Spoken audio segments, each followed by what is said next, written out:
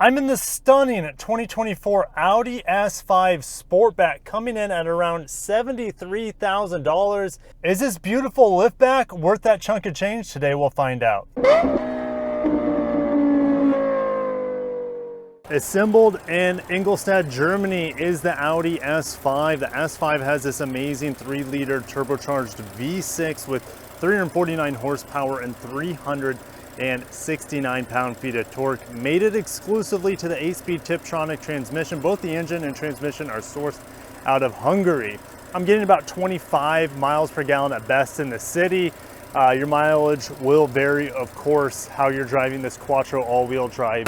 This was equipped with the top-line Prestige package. It can come with the base Premium that starts on the top 50s, the Premium Plus. This is the Prestige, so it has the upgraded headlights. It's got the upgraded Bang & Olufsen sound system. Now the Black package blacks out the front here. This also has a performance package, and that's why this vehicle comes in at over $72,000. It has pretty much every single option on it. We got the huge S brakes here. This vehicle is absolutely stunning, and the closest vehicle I think I've driven recently would be the Acura TLX Type S. V6 turbocharged similar to this, all-wheel drive similar to this as well. Let me know if you guys would pick this over the Acura in terms of the looks department, and we'll talk about how it compares in terms of performance here in a little bit. This also has the performance package that gives us the torque vectoring rear differential. We have adaptive dampers here on this as well. It is completely loaded here, and it is an impressively performing vehicle. We'll find out when we start driving, but very few vehicles out there are sportbacks or liftbacks.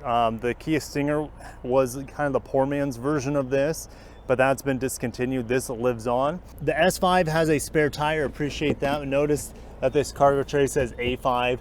As for, yes, you can get this in the A5 Sportback if you don't need all the performance and the horsepower. If you want the looks, you can get most of these looks in the A5, but you're not going to get this turbocharged V6 with a healthy 350-ish horsepower. Getting in the back seat, nice material, suede on the door, carbon fiber here. That's a beautiful addition. Nice stitching on the arm. Getting on the inside, beautiful stitching on these suede seats. Easy access to the latches here if you have kiddos. Bang & Olufsen sound system is pretty darn good in here as well. But these are probably the world's smallest cup holders. My kids couldn't fit even their small water bottles in there, so they're pretty much useless. And a very small area in here that is felt lined, maybe for a book or a notepad or something like that. This has the heated outboard seats, which I believe is also on this Prestige pack. And then you have a couple of USB-As, a 12-volt back here, tri-zone climate control, nice vents too. Now with the Sportback, you would think that the headroom would be compromised at 6'1". My hat just starts being in contact with if I lean really far back, but I can also slouch down, and I have decent leg room if I move my legs out to the side. Getting in and out is a bit tighter than most sedans out there. Getting into the front seat, this is where I spend all my time. Very similar materials here like we had on the back door, a little bit more carbon fiber memory seats up here, of course. Open up that rear lift back with this S door sill, and also at night this has the optional beam that shoots down on the ground. Very, very bright. I like the manual thigh extension here for tall people. This does have massaging seats, beautiful quilting going on. S on the seat, the shoulder area looks really nice. As a result, with these sporty seats, the headrest is not adjustable, so that's a little bit of a miss there. Closing the door, sounds pretty good. And these windows are frameless, and that adds to the design, right? It's just a window here. You typically see this on convertibles, and the window will roll up as you close it. The carbon fiber goes from the door to the dash, and I like the little pop-out brightness adjustment for your digital screen there. Boy, I love this. I don't have to fly through menus to adjust the height of my head-up display. It's absolutely fantastic as we watch. Looks like a bunch of ibis fly overhead. All right, the digital screen here is beautiful. It gives me a nice rev counter there as well. I like the physical buttons to get right into the proper dynamic setting. That's going to give you like that sport mode. That exhaust brightens up. It gets a little bit louder out back. Now the screen, I like it. It is a bit ugly and strange how it's not incorporated in the dash, kind of sits off, but in terms of functionality, that's all I care about. It's right here. It doesn't get in the way of my line of sight. It's actually quite a bit below the windshield. So well done, Audi, here with this touchscreen. It's really easy for me to get straight into the radio stations as well. I better turn that down. Volume knob's right over here. And it's real easy to get back into Android Auto very, very quickly. Thank you, Audi, for having old school climate control buttons here. I was in the S8 sometime about a year ago, and that's all done through a touchpad. The e-trons are like that too. You have this big touchscreen down here that you do all your drive modes through, you do all your climate control through. It is not enjoyable in my opinion. Knobs, buttons, switches, home run here with this old school setup. I don't have ventilated seats, unfortunately, for over 70K, but I do have heated seats. The massaging function here is so-so. It's better to have it than not, but it's not the best by any means. USB-A here, if I lift this up, I have a USB-C and a phone charger in here. Not a lot of storage though, so that's kind of unfortunate. There's nowhere really to put my stuff. I do have this, maybe for a stick of gum, and then there's here, which barely holds my phone. It's just kind of awkward because it flops around in there. Cup holder is way up here. The problem is if you have a cup in here, it's typically pretty high and it's going to get in the way of some of these switches. Now, I don't use these most of the time, but I do use Drive Select quite often, so you kind of have to have a shorter drink here. Here's a stop-start engine button, and notice the nice stitching here by the knee. So when you're bracing yourself, it gives you a little bit of comfort. I remember in some of the e-trons it being too much plastic. Here, Audi's done a great job. Speaking of great job, the steering wheel is very nice, very comfortable in the hands. Got the S badge here down below, and very functional with these buttons. Heated steering wheel button. I can fly through my presets. The volume, it's right here. How convenient is that? The presets and volume are all literally within millimeters of each other. Amazing. We also have paddle shifters. It would have been nice if these got some special attention. You have your radar cruise control, which is now standard here for 2024, as well as lane keep assist and traffic jam assist. So that's kind of nice. We also have these cool aluminum pedals down here at the bottom. We do not have a memory steering wheel. It is adjustable with this bar, the tilt and telescopic functions of it. Big roof here. It is not fully pano. It would have been cool to have a fully blacked out roof here to really help with the aesthetics of this vehicle, but it is what it is, and maybe that's something that they incorporate in the future. Again, the carbon fiber here on the dash, nice Quattro badge, soft touch dash all the way back. Some materials in here are very impressive, even leather wrapped around the shifter, the S badge below the shifter, the volume knob right off. I think the functionality and the ergonomics on here is the best I've ever had in a recent Volkswagen or Audi product. Well done, Audi. Hopefully this is something you stick with for a long time and don't go everything into the touchscreen, because it's just too much. It's too distracting. It's not intuitive. This is absolutely perfect.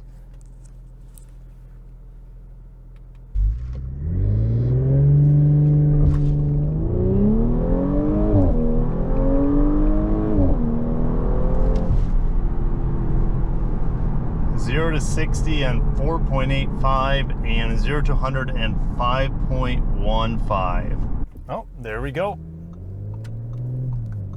Let's keep it in first. It is very quick, super smooth. It's not an inline six like BMW, right? That's, the B58 engine's pretty fantastic.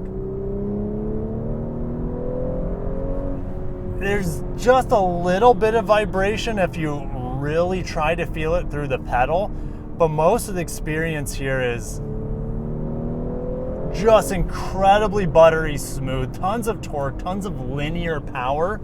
This feels way more linear in power delivery compared to the inline six from BMW, for example. That just feels like it has gobs of torque and power everywhere through the rev range. This makes you work for it a little bit. And I like that. I like it. It's a little bit more crescendo, a little bit more climactic in that regard. Is it as fast as the BMWs with that inline six? No, it is not. But it is. I did mention another vehicle that is competitive to this is the Acura TLX Type S.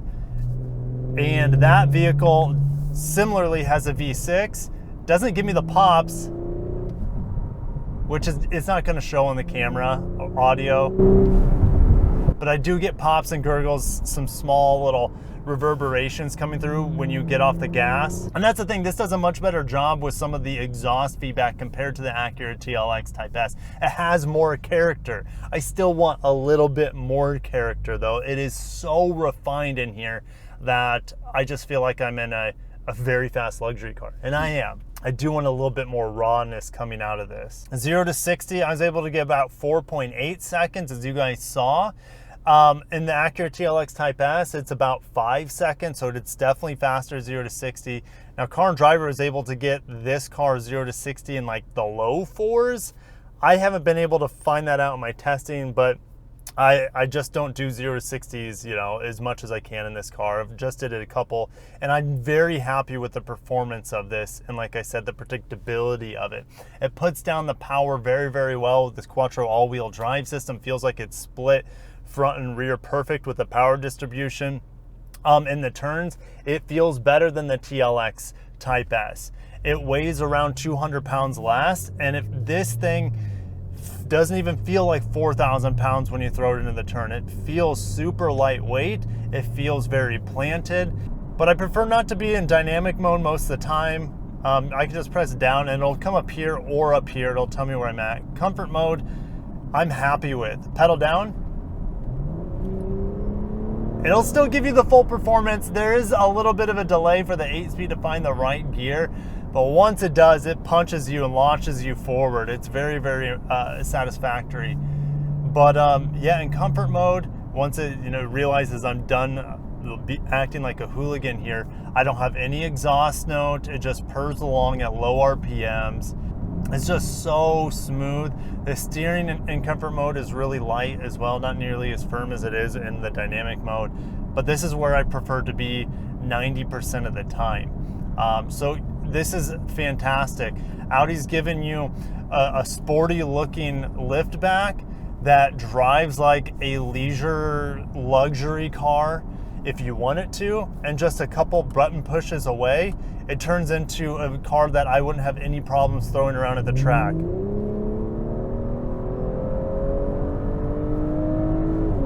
And getting onto the brakes, gosh, the brakes are so good in here, so buttery smooth. Incredible progression. I really enjoy Audi's brake feel, and it's not too heavy, and I love it. I can keep my eyes on the road. I can mess with the climate control here. So there we go, eyes on the road. I can get straight. I looked. I don't need to look because I proved for myself earlier. I was doing this automatically, taking my hand off the steering wheel straight to the volume knob. Now I do have the volume scroll wheel here, which is in a great position as well.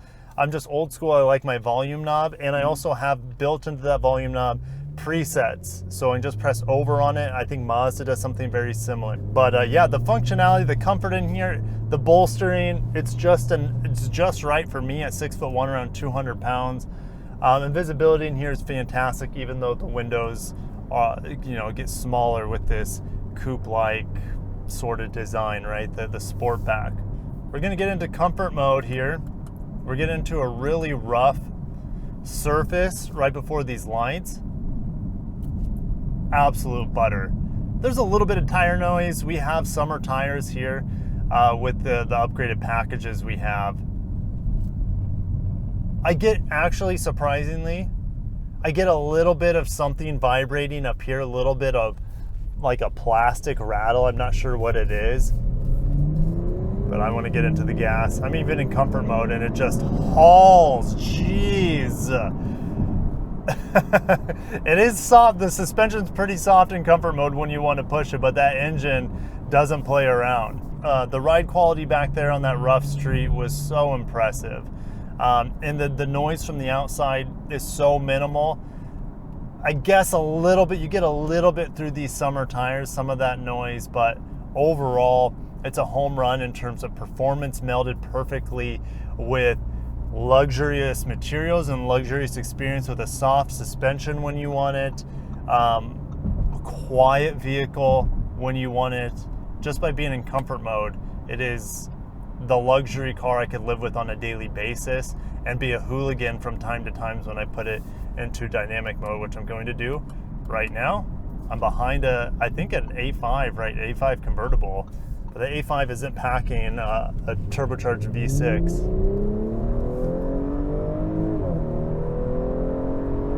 Gosh, and that's why you get this vehicle over something like an A5. The S5 gives you just on the bordering of irresponsible amounts of power. On paper, 349 horsepower is not that impressive nowadays, but it's how easy it is for you to extract it with the happy 8-speed transmission here. The crescendo effect, the beautiful sound of the exhaust, it's always begging you to ring this out. Once you get a taste of how smooth and how good this setup sounds, it's hard to keep your foot out of the pedal. So I said 25 miles per gallon is the best I saw, but I have too much fun in here, so I'm getting like 19, 20 miles per gallon typically. And even in dynamic mode, as I come to a stop, you get the downshifts of the transmission, but it's not lurching. Gosh, the air brakes on that were really loud, but it's not like a lurching deceleration. It's super buttery smooth, even in dynamic mode. Jeez Louise.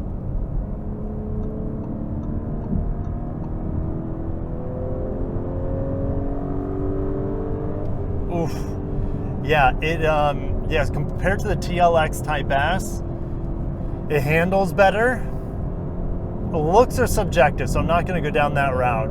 It handles better, it has better technology. I like the ergonomics in here better because the screen's right here. I don't have a weird True Touch interface that Acura has implemented, so the functionality is better here.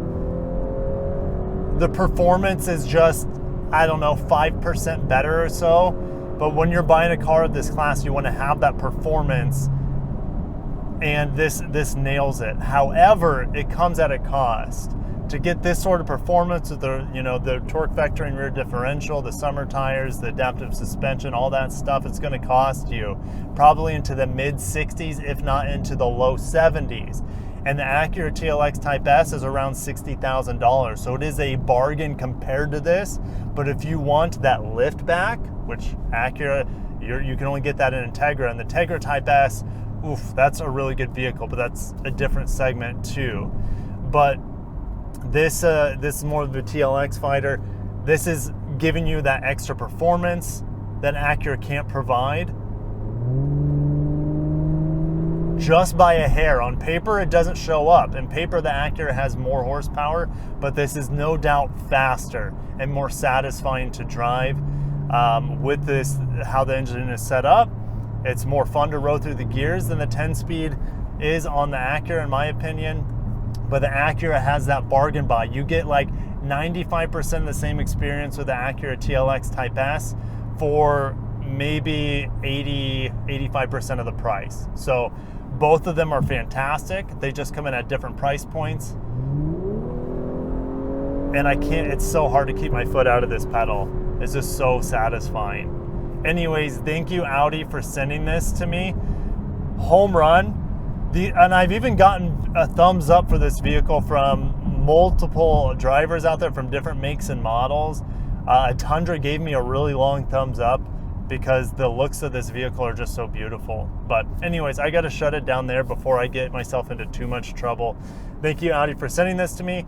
Keep it as close to this as possible. Don't get rid of the volume knob down here. Don't get rid of the climate control buttons and switches and knobs. It's fantastic. Everything in here, so well done. I wish I could say I'm annoyed about something in here. And honestly, this is such a great product overall. Okay, I'm annoyed that there's no ventilated seats because I'm in hot Florida, but that's a pretty small gripe. Can't think of anything else. Well done, Audi. Bravo. And I'll see you guys in the comments below.